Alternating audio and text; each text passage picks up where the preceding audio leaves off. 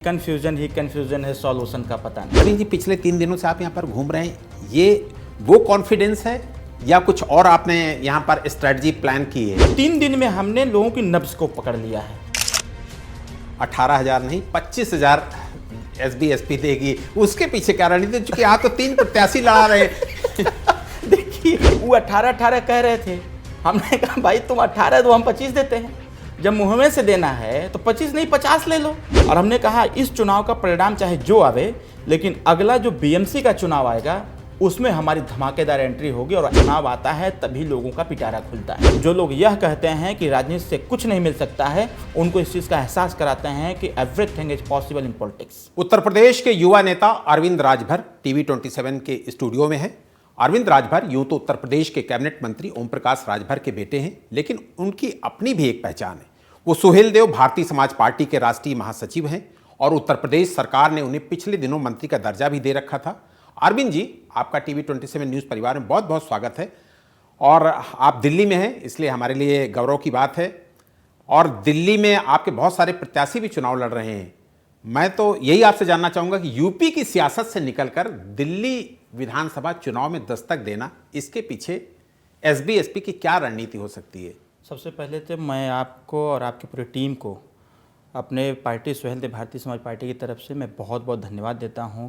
उत्तर प्रदेश की पॉलिटिक्स के साथ साथ हम लोगों ने बिहार में, पंजाब में, महाराष्ट्र में, गुजरात में से होते हुए उत्तराखंड से होते हुए हम दिल्ली में प्रवेश किए हैं। लंबे समय से दिल्ली में पार्टी संगठन का विस्तार कर रही थी, धीरे धीरे अपना काम भी कर रही थी। हमें एक अवसर मिला कि इस बार विधानसभा के चुनाव में प्रत्याशी खड़ा करने का, तो हमने अपने प्रत्याशी 3 प्रत्याशी हमने दिल्ली में खड़ा की। एक टेस्टिंग है हमारा कि देखते हैं, क्योंकि कहा जाता है कि दिल्ली में सबसे ज़्यादा उत्तर प्रदेश और बिहार के लोग निवास करते हैं, तो हम यह देखना भी चाहते हैं कि उत्तर प्रदेश और बिहार के जो लोग दिल्ली में रहते हैं, क्या उत्तर प्रदेश की पार्टी सुहेलदेव भारतीय समाज पार्टी जिसकी विचारधारा माननीय ओम प्रकाश राजभर जी लेकर निरंतर आगे बढ़ते रहते हैं, हम लोग यह भी देखना चाहेंगे कि कितना स्वीकार्यता प्रदान करते हैं। बिल्कुल, बहुत इंपॉर्टेंट बात है। अरविंद जी, यहाँ आपका संगठन मजबूत नहीं है, उसके बाद भी आपने बड़ा रिस्क लिया है। आपने 3 प्रत्याशी उतारे हैं। किसके भरोसे पर? आपने जैसा चर्चा कर रहे हैं पूर्वांचल, क्या यहाँ पर राजभर वोट भी है? चूंकि पूर्वांचल का वोट तो है, आप भी महसूस कर रहे हैं, आप भी उसका जिक्र कर रहे हैं, क्या राजभर वोट भी है यहाँ पर? देखिए, सिर्फ हम जाति की बात न करके, क्योंकि अगर जाति की बात करने लगेंगे, सिंगल एक जाति से कोई पार्टी कोई संगठन नहीं चलता है, सबके साथ की आवश्यकता होती है। सुहेलदेव भारतीय समाज पार्टी दिल्ली में जो प्रवेश किया है, वह प्रवेश अपने विचारधारा के साथ किया हुआ है, अपनी आइडियोलॉजी के साथ, पार्टी के एजेंडे के साथ।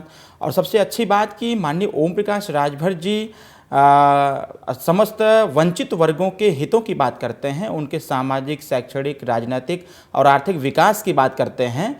तो ऐसा नहीं है कि दिल्ली इस देश का सबसे अमीर राज्य हो गया है, दिल्ली में भी बहुत सारे गरीब रहते हैं। और ये हमने पहले ही कहा कि गुलामों को गुलामी का एहसास कराकर उनके पैरों में जकड़ी हुई बेड़ियों को तोड़ना सुहेलदेव भारतीय समाज पार्टी का मकसद है। वह जो बेड़ी है वो चाहे सामाजिक स्तर पर हो, चाहे राजनीतिक स्तर पर हो, चाहे शैक्षणिक स्तर पर हो, या फिर चाहे आर्थिक स्तर पर हो, या फिर नौकरियों में हो। तो कहीं ना कहीं अभी जैसे 2 दिन से हम दिल्ली का भ्रमण कर रहे हैं, दिल्ली में जिस प्रकार से अपनी बात हम जब रखने का काम करते हैं, तो लोगों की स्वीकार्यता बढ़ने लगती है कि आवश्यकता है ऐसी पार्टी की, आवश्यकता है ऐसे विचारधारा की जो सर्व समाज के लिए कार्य कर रही हो। बिल्कुल। अरविंद जी, अभी हम लोगों ने देखा कि महाराष्ट्र में भी आप अपने संगठन का विस्तार कर रहे हैं। उसके बाद मुझे लगता है कि अभी हमने कहीं देखा भी था कि जो बिहार का आगामी विधानसभा चुनाव है, वहाँ पर भी आप अपनी पार्टी को प्रवेश देंगे, वहाँ अपनी पार्टी के प्रत्याशी उतारेंगे। दिल्ली में हम लोग देख ही रहे हैं कि दिल्ली में आपने दस्तक दी है। क्या इस पार्टी को पैन इंडिया बनाने की प्लानिंग है? पैन इंडिया इसका संगठन विस्तार करने की प्लानिंग है? हाँ, मेरा पूरा प्लानिंग है, क्योंकि सुहेलदेव भारतीय समाज पार्टी का निर्माण ही पूरे देश के लिए हुआ है। और हम समय समय पर अन्य स्टेट में दौरा करके संगठन का विस्तार देते रहते हैं। अभी तो उत्तर प्रदेश से निकल करके बिहार से मैंने पहले बताया कि मैं पंजाब भी चुनाव लड़ चुका हूँ, महाराष्ट्र भी चुनाव लड़ चुका हूँ, उत्तराखंड भी चुनाव लड़ चुका हूँ। अब दिल्ली की बारी थी, क्योंकि दिल्ली देश की राजधानी है और दिल्ली से जो संदेश जाएगा वह संदेश पूरे देश नहीं पूरी दुनिया में जाएगा। हम बेशक चुनाव लड़ रहे हैं, हमारे 3 ही प्रत्याशी लड़ रहे हैं, लेकिन जब प्रत्याशियों की मतदान होंगे, मतदान के बाद परिणाम आएंगे, तो कोई यह नहीं कहेगा कि सुहेलदेव भारतीय समाज पार्टी 10वें नंबर पर आई, क्योंकि भारतीय जनता पार्टी और आम आदमी पार्टी के बाद कोई तीसरा प्रत्याशी है तो सुहेलदेव भारतीय समाज पार्टी का है। हम तीसरे नंबर की पार्टी दिल्ली में बनकर के दिखाएंगे। अरविंद जी, आप एनडीए के पार्ट हैं, ये लगता नहीं आपको कि जो गठबंधन धर्म है उसका आपने निर्वाह नहीं किया? देखिए, हम एनडीए के पार्ट उत्तर प्रदेश की पॉलिटिक्स में हैं, न कि देश की पॉलिटिक्स में हैं। देश की पॉलिटिक्स में होते तो हम दिल्ली में जरूर सीट लेने का काम करते। हम जैसे अब देखिए, बिहार हम कूच किए हुए हैं, बिहार में गठबंधन हम करेंगे और करके वहाँ हम सीट लेंगे, चुनाव लड़ेंगे। तो इससे यह बात स्पष्ट रूप से है कि सुहेलदेव भारतीय समाज पार्टी का गठबंधन उत्तर प्रदेश में है, न कि अन्य स्टेट में है। जिस दिन अन्य स्टेट में गठबंधन की स्वीकारता बढ़ने लगेगी, हम उनके साथ मिलकर के जो सीटें देंगे लड़ेंगे। आपने कोई ऐसा प्रपोजल बीजेपी को दिया था? क्योंकि आपको पता ही है कि यहाँ पर जेडीयू को भी एक सीट दिया उन्होंने, इसके अलावा चिराग पासवान की पार्टी लोक जनशक्ति पार्टी, उसको भी उन्होंने एक सीट दी। मुझे लगता है कि अगर आप अपना प्रपोजल देते, बीजेपी के साथ बातचीत करते, तो बात बन सकती थी। हाँ, बात बन सकती थी। प्रपोजल हम लोग देने में लेट कर दिए, जब तक इसके लिए हम लोग जागरूक हुए, क्योंकि संगठन की भी मांग थी कि हम लोग अकेले चुनाव लड़ें। लेकिन मुझे नहीं लग रहा था कि अकेले लड़ना चाहिए था, और मैंने इस पे बात तो नहीं किया हमने, क्योंकि हम संगठन को प्राथमिकता देते हैं। संगठन के कार्यकर्ताओं ने कहा, पदाधिकारियों ने कहा कि इससे हमारे संगठन की स्वीकार्यता कितनी है यह पता चल जाएगा। हम अगर गठबंधन कर भी लेते और चुनाव एक आध सीट पर लड़ भी लेते, तो इसका मतलब थोड़ी है कि सुहेलदेव भारतीय समाज पार्टी सिर्फ एक विधानसभा के लिए बनी थी। संगठन के लोगों ने कहा, हमने कहा स्वतंत्र होकर चुनाव लड़ते हैं, जो प्रत्याशी मिलेंगे लड़ेंगे। 3 प्रत्याशी लड़ा रहे हैं, तीनों सीट पर जाकर हमने प्रचार प्रसार किया। जिस प्रकार से जब हम अपने एजेंडे की बात उनसे करते हैं, जैसे हमने उनसे कहा कि भाई सुहेलदेव भारतीय समाज पार्टी चाहती है कि जो आयुष्मान कार्ड बन रहा है 5 लाख रुपए के गरीबों के इलाज के लिए, इस पर कोई बात नहीं कर रहा है। हमने उनको बताने का काम किया कि 6 परिवार पर ही आयुष्मान कार्ड बन रहा है, तो इसकी क्या गारंटी है कि जो परिवार 6 सदस्य होगा वही बीमार होगा, जिसके पास 5, 4, 3, 2, 1 परिवार होगा बीमार नहीं होगा। तो इस पे लोग कहे कि ये तो तर्क संगत बात कर, मतलब अच्छी बात है। हमने कहा कि भाई आज गंभीर बीमारी हो जा रही है, सरकार करिए 5 लाख रुपए तक का इलाज देंगे। वहीं पर जिस मतदाताओं के वोट से जो विधायक, सांसद, मंत्री हो गया, उसको 25 लाख रुपए मिलता है इलाज के लिए।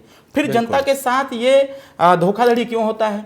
हमने कहा कि भाई आप हमारा सहयोग करिए। हमारी पार्टी चाहती है कि 5 लाख रुपया आयुष्मान कार्ड पर नहीं, बल्कि 5 लाख से बढ़ा के 25 लाख रुपया कर दिया जाए, ताकि भारतीय संविधान का जो समता, स्वतंत्रता, बंधुत्व, न्याय है उसको स्थापित किया जा सके। अगर मतदाताओं के मतदान करने से विधायकों के इलाज के लिए 25 लाख रुपए मिल सकता है, तो सरकार के द्वारा 25 लाख गरीबों को मिलना चाहिए। अरविंद जी, आपको तो पता ही है कि दिल्ली एक ऐसा राज्य है जहाँ पर आयुष्मान भारत के कार्ड अभी बने ही नहीं लोगों के, और यहाँ पर वो योजना लागू ही नहीं होती है, लेकिन फिर भी आपने इस बात की शुरुआत की है। इसके अलावा और दिल्ली की जो तमाम सारी बातें की, और क्या क्या एजेंडा है दिल्ली को लेकर आपके दिमाग में? देखिए, जैसे अभी हम लोग जब यहाँ प्रवेश किए हैं, तो यहाँ की पॉलिटिक्स, क्योंकि मेरे रिसर्च में जब मैं पीएचडी का रिसर्च कर रहा था, तो मेरे रिसर्च में रहा एक एजेंडा था मेरा कि भारतीय राजनीति में मतदाताओं के बदलते मतदान व्यवहार।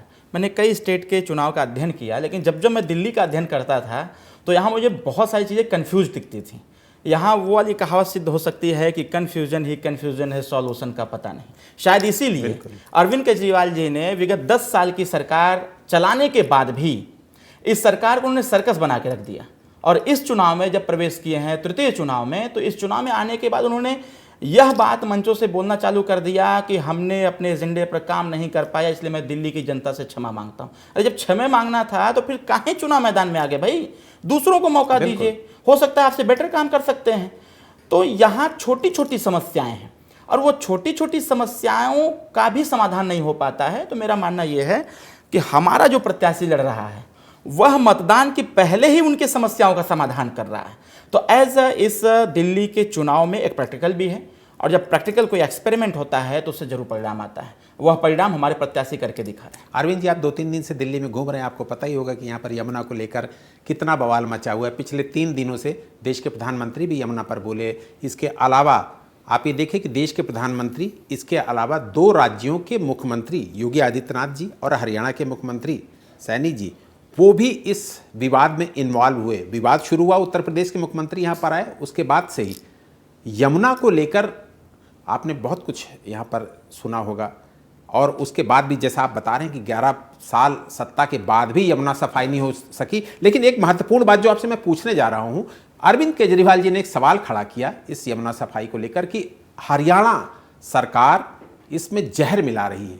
आप इस बात से कितना सहमत हैं? देखिए क्या है, चुनाव यह जनता के उद्देश्यों की पूर्ति के लिए हो रहे हैं और जनता से रिलेटेड जो एजेंडे हैं उस एजेंडे पर बहस ना करके ये टाइम वेस्टिंग हो रही है। टाइम वेस्ट करके जनता के मूल एजेंडे पर लोग काम न करें, इसके लिए बार बार पक्ष और विपक्ष दोनों यमुना की तरफ अपना ध्यान आकर्षित करा रही है और यमुना की तरफ ध्यान आकर्षित करा करके जनता के मूल एजेंडे को नेगलेक्ट करने का प्रयास हो रहा है।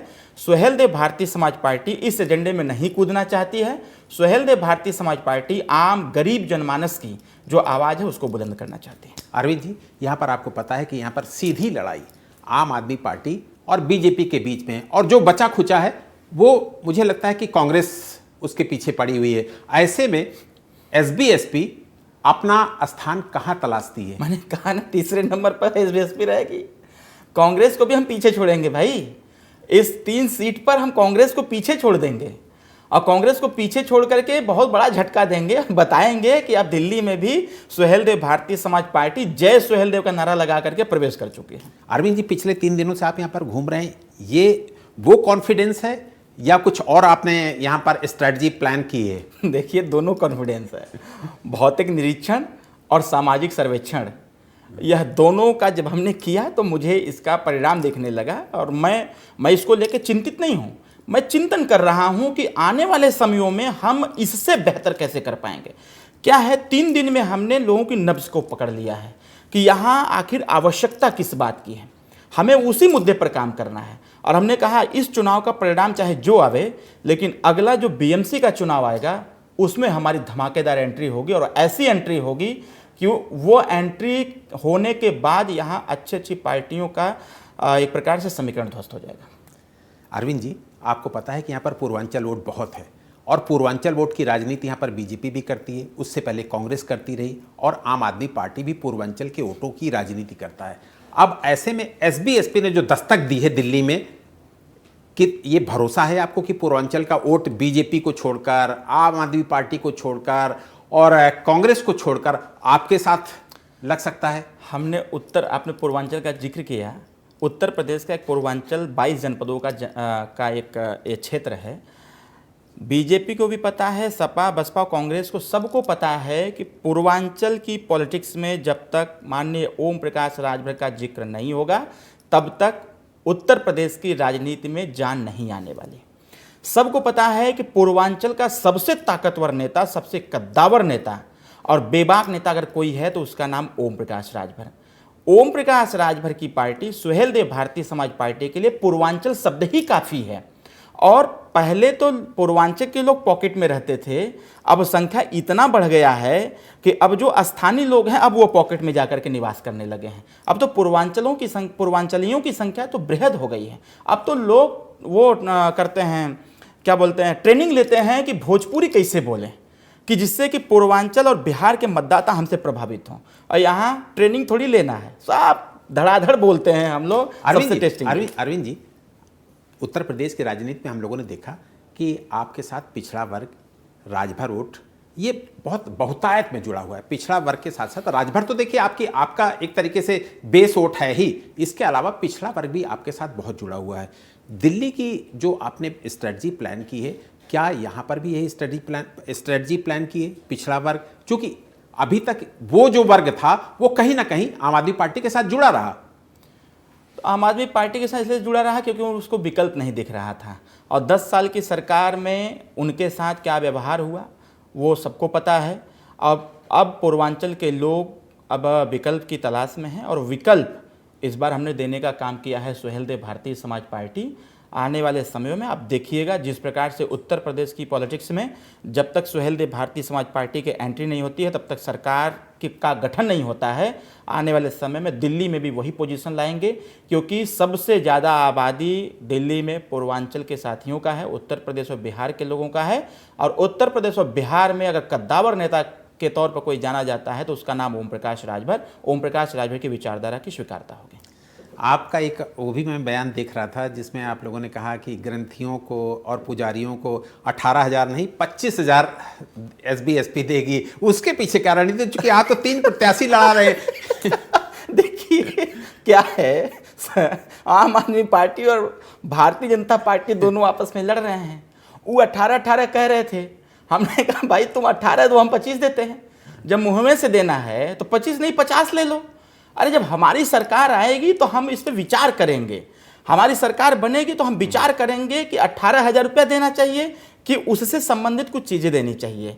तो यह जब देखिए, ये तो पूरा समाज जानता है, पूरी जनता जानती है, जब चुनाव आता है तभी लोगों का पिटारा खुलता है। बिल्कुल। अब पिटारा जब खुलता है तो उस पिटारे में से क्या क्या निकलता है, क्या चीज़ें लागू होती है क्या नहीं होती हैं, ये अच्छी प्रकार से 10 साल की सरकार में लोगों ने देखने का भी काम किया है। शायद इसीलिए अरविंद केजरीवाल जी बड़े बड़े मंचों पर आकर के बार बार क्षमा मांगने का काम कर रहे हैं कि हम यमुना की सफाई नहीं करा पाए, हम शुद्ध वातावरण नहीं दे पाए, हम पेड़ नहीं लगवा पाए, हम काम नहीं कर पाए, हम नाले की सफाई नहीं कर पाए, हम रास्ता नहीं बनवा पाए, हम शुद्ध पानी नहीं दे पाए। और जब नहीं दे पाए तो काहे चुनाव मैदान में आ गए? बिल्कुल, मौका तो दूसरे को ना भाई। बिल्कुल बिल्कुल। अरविंद जी, आप युवा नेता हैं, आपने उच्च शिक्षा प्राप्त कर रखी है, डॉक्टरेट कर रखा है आपने। एक सवाल राजनीति से अलग हटकर आपसे जरूर पूछूंगा। दिल्ली एक ऐसा राज्य बन गया है जहां पर मुफ्त की रेवड़ी कल्चर दोनों हाथों से सभी पार्टियां देने को लिए तैयार घूम रही हैं। बीजेपी, जो एक कहा जाता था कि एक संस्कारी पार्टी है, अनुशासित पार्टी है, उसने भी कह दिया कि यहाँ की जो जनहितकारी योजनाएं हैं, यानी कि यहाँ की फ्री बिजली पानी हम भी देंगे। कांग्रेस कह रही है कि हम 2500 रुपए महीना देंगे, बीजेपी कह रही है हम 2500 रुपए महीना महिलाओं को देंगे। अरविंद केजरीवाल लगातार पिछले 11 सालों से ये फ्री बीज और इन मुफ्त की रेवड़ियों के भरोसे सरकार चला रहे हैं। क्या ये लोकतंत्र के लिए ठीक है? लोकतंत्र के लिए एकदम ये खतरनाक है। और मेरा मानना ये है कि आज इस देश की आबादी का 63% हमारा युवा समाज इस देश में निवास करता है और देश की राजधानी दिल्ली है। दिल्ली में कहा जाता है कि बुद्धिजीवी वर्ग बैठते हैं। ये बुद्धिजीवियों का पता नहीं ध्यान उस तरफ क्यों नहीं जाता है जहाँ से सारी व्यवस्थाओं का संचालन होता है, वह भारतीय संविधान। आज दिल्ली की सदन में जब पक्ष और विपक्ष बैठता है तो कोई अपने जेब में संविधान लेके टहलता है, कोई अपने सर पे रख के टहलता है, कोई अपने सीने से लगा के टहलता है। हमारा मानना यह है कि यह संविधान को जेब में लेके टहलने से संविधान लागू नहीं होने वाला है। हमारे जो युवा वर्ग है, यह युवा वर्ग अपने अधिकार के प्रति सचेत नहीं है। ये नेताओं के बहकावे में आकर के ये जो दोनों हाथ से फ्री में रेवड़ियाँ बांटी जाती है, इस पे उसका आकलन नहीं आ पाता है, इस पे उसका कंक्लूजन नहीं आ पाता है। कंक्लूजन तब आएगा, मेरा मानना यह है कि जब भारतीय संविधान को पढ़ाना और पढ़ना अनिवार्य कर दिया जाएगा। यह सबसे बड़ा एजेंडा मेरा है कि आने वाले समयों में इस प्रकार की राजनीति कि दोनों हाथ से फ्री में रेवड़ियाँ बांटी जा रही हों, लोगों को प्रलोभन दिए जा रहे हों, और यह प्रलोभन लागू होगा कि नहीं होगा इसकी जानकारी किसी को नहीं है। इसकी जानकारी तभी होगी जब हमारे शिक्षण संस्थानों में, वो चाहे प्राइवेट हो चाहे सरकारी हो, शिक्षण संस्थानों में हर विषय की तरह भारतीय संविधान एक विषय अनिवार्य कर दिया जाए ताकि लोग पढ़ें और अपने अधिकारों के प्रति सचेत और जागरूक रहें। अरविंद जी, आपने दिल्ली की पॉलिटिक्स में शराब प्रतिबंध, शराब की बंदी पर भी आपने बहुत घोषणाएं कर रखी हैं। यहाँ पर 2-3 दिन से आप घूम रहे हैं, आप कह रहे हैं यहाँ पर शराब नहीं बिकने देंगे। यहाँ पर शराब को लेकर इतनी बड़ी राजनीति हुई कि बीजेपी और आम आदमी पार्टी की पूरी लड़ाई शराब पर टिकी हुई है। सरकार के कई कई नेता जेल चले गए और आप कह रहे हैं शराब नहीं बिकेगी यहाँ। लोग कह रहे हैं हमको सब्सिडी दो भाई। शराब देखिए स्वाभाविक तौर पर है, यह शराब का जो मेरा स्टेटमेंट था वह पुरुषों के लिए नहीं था, यह स्टेटमेंट महिलाओं के लिए था। महिलाएं इससे बहुत प्रभावित हैं। मतलब मैं अपने कई जन चौपाल हमने किया, उस जन चौपाल में जो महिलाएं आती थीं वहाँ पुरुष भी रहते थे, युवा भी रहते थे, महिलाएं भी रहती थीं। पुरुष की बात होती थी तो पुरुष कहता था हाँ ये लड़ाई एकदम सही है, युवा की बात करने पर वो कहता ये एकदम सही है। भाई महिलाओं को जागरूक कैसे करेंगे हम? एक तो आज़ादी के इतने साल बाद उनको कोई हिस्सा नहीं दिया गया, आरक्षण से दूर रखा गया। आज हम 33% आरक्षण की बात करके उसको लागू कराने की स्थिति में आ गए हैं कि हर क्षेत्र में 33%, लेकिन मेरा मन इससे भी नहीं भर रहा है। हम 50% की सहभागिता चाहते हैं। महिलाओं की 50% की सहभागिता तभी दर्ज होगी जब उत्तर प्रदेश और देश से शराब बंद होगा। देखिए, हम आवाज़ लगाए उत्तर प्रदेश से और एमपी में शराब बंद हो गया जी। हम आवाज़ लगाए उत्तर प्रदेश से बिहार में शराब बंद हो गया। हम आवाज़ लगाए 2002 में उत्तर प्रदेश से गुजरात में शराब बंद हो गया। तो कहीं ना कहीं इसकी शुरुआत होगी। अब जो शराब पी रहे हैं उनको तो मैं रोक नहीं सकता। एक मेरा स्टेटमेंट और बहुत बहुत पहले हमने एक स्टेटमेंट दिया था कि भाई शराब लोग जो पी रहे हैं वो शराब पिएं, हम इसके विरोधी नहीं हैं, लेकिन शराब बनने नहीं देंगे। हम शराब बनाते हुए कोई पाया गया तो हम ऐसी व्यवस्था बनाएंगे कि अगर शराब बनाते हुए कोई पाया गया तो उसके खिलाफ मुकदमा पंजीकृत होगा और पंजीकृत करके उसको जेल के सलाखों के पीछे ठूसा जाएगा। न रहेगी शराब, न लोग पिएंगे। विदेशी मदिरा प्रमोट कर रहे हैं आप तो। अरे ऐसा नहीं है, विदेशी हम नहीं मदिरा प्रमोट नहीं कर रहे हैं। ये नुकसानदायक है। एक हमारे देश का एक बजट, बहुत ज़्यादा बजट शराब पर इन्वेस्ट किया जाता है एक साल के लिए। हमारा मानना ये है कि शराब पर इन्वेस्ट न करके अगर अच्छी पढ़ाई की गुणवत्ता बढ़ाने पर पैसे का इन्वेस्ट किया जाए तो हमको लगता है कि देश आगे बढ़ सकता है।